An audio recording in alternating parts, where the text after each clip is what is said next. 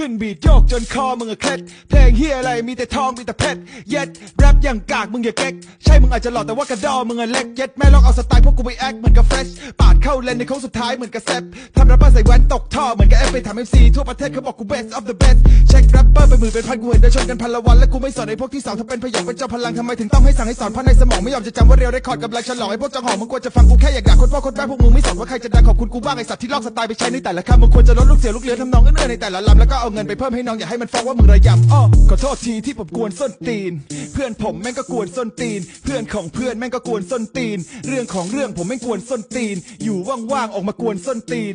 ข้างบ้านแม่งก็กวนส้นตีนไม่มีใครจ้างให้ออกมากวนส้นตีนเรามันเด็กบ้านเด็กกวนส้นตีน